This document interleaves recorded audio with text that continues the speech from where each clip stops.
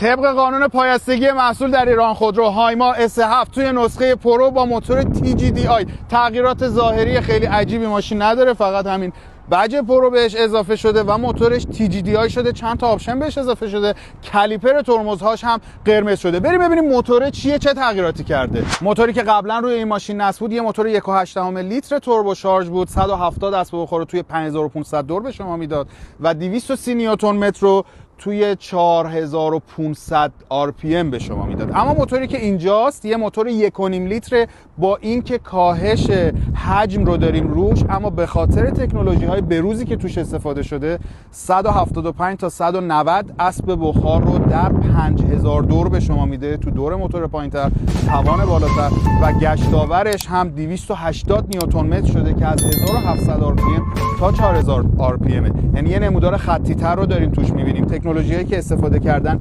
یکیش ایر تو واتر، تکنولوژی آبخنک رو داریم برای سیستم توربو شارژش، برای همین دو تا منبع داریم و اون پایین هم تکنولوژی ایر تو واترش رو داریم میبینیم. یکی دیگه از تکنولوژی هایی که استفاده کردن همین GDI که پاشش مستقیم سوخت رو داره، باعث افزایش توان و کاهش مصرف سوختش میشه.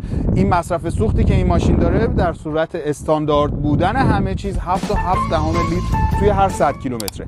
اما نکته پایانی که میخوام بهتون بگم و جالبه که بدونید اینه که این موتوریه که محصول چانگانه و یک موتور کاملا بروزه که روی این ماشین نصب شده و موتوریه که روی محصولات جدید چانگان داره استفاده میشه. الان اومدن با محصول هایما S7 با یه گیربکس 6 سرعته مچش کردن و قرار گرفته هم کاهش مصرف سوخت رو داریم، هم افزایش بهره وری. توی چهره عقبی که 2 تا بج بهش اضافه شده بود، توی چهره بغلی کالیپرهای ترمز قرمز رنگ شده و توی چهره جلویی تفاوتی رو نسبت به نسخه های قبلی نمیبینیم.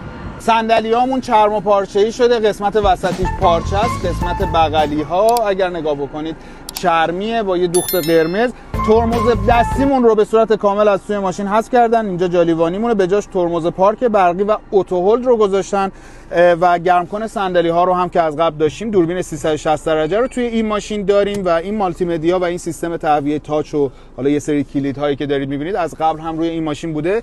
کلاسترمون هم تغییر نکرده و همون کلاستر رو داریم می‌بینیم. اما گیربکس 680 که روی این ماشینه خاصیت این رو داره که در ترافیک ها زمانی که شما ایستادید یا توی پشت چراغ قرمز هستید خودش رو خلاص بکنه تا شما لرزش کمتری رو حس بکنید.